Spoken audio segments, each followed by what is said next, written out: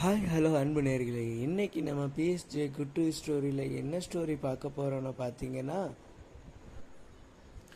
வாழ்க்கையின் விதிமுறைங்க. ஆமாங்க, வாழ்க்கையின் விதிமுறை தான். வகுப்பு அறையில் 1000 என்று என்று பெரிதும் எழுதிவிட்டு வகுப்பறையில் தொடர்ந்து சலசலப்பை ஏற்படுத்தி கொண்டிருந்த மாணவனை பார்த்து அவனது ஆசிரியர் இது எவ்வளவு என்று கேட்டார். நம்பிக்கையுடன் இருந்தாலும் அந்த மாணவனிற்கு சிறிது ஐயமும் இருந்தது. கேள்வி அது ஏதென்றில் கேள்வியின் எளிமையை கண்டுதான் சற்றும் அவமானமாக உணர்ந்து இது 1000 என்று அவன் பதிலளித்தான். இப்பொழுது ஆசிரியர் கூடுதலாக ஒரு சுழியை, அதாவது 0 அந்த எண்ணின் வலது பக்கம் எழுதி இணைத்து விட்டு, இப்பொழுது இது எவ்வளவு என்று சொல் என்று கேட்டார்.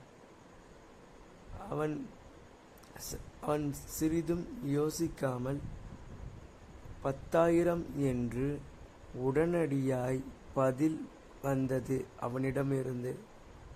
உடன் அந்த ஆசிரியர் இன்னொரு சுழியை அந்த எண்ணின் இடதுபுறமாக இட்டு 0100 என்று எழுதிவிட்டு, தம்பி இது என்ன சொல் என்றார். அவன் உடனே, சார் இதுவும் அதே 10,000 என்று அவன் அதில் பதில் கூறினான். ஆசிரியர் மெல்ல அவனை பார்த்து கண் சிமிட்டி புன்னகைத்து கொண்டே, தம்பி பார்த்தாயா, ஒரு முக்கியமற்ற எண் ஒரு முக்கியம் வாய்ந்த எண்ணை பின்தொடர்ந்து செல்லும்போது அதன் மதிப்பு உயர்கிறது.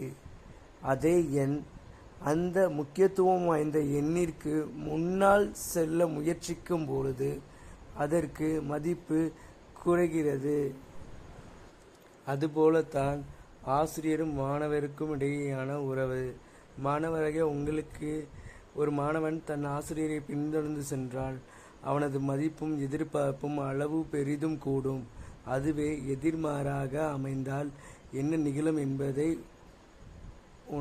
உன்னால் உணர முடியும். இது வகுப்பறைக்கு வழி மட்டுமல்ல, வாழ்க்கை விதிமுறையும் கூட. This video is sponsored by BuyMote mobile app. இந்த ஆப் மூலமாக உங்களுக்கு நீங்கள் ரெகுலராக வீட்டில் யூஸ் பண்ணுற எல்லா திங்ஸையும் உங்களால் வாங்கிட முடியும். இது ஒரு எக்கனாமிக்கான ஒரு மித்த ஆப்பை கம்பேர் பண்ணும்போது இதில் ப்ரைஸும் கொஞ்சம் ரீசனபிளாக இருக்கும். தேங்க்யூ.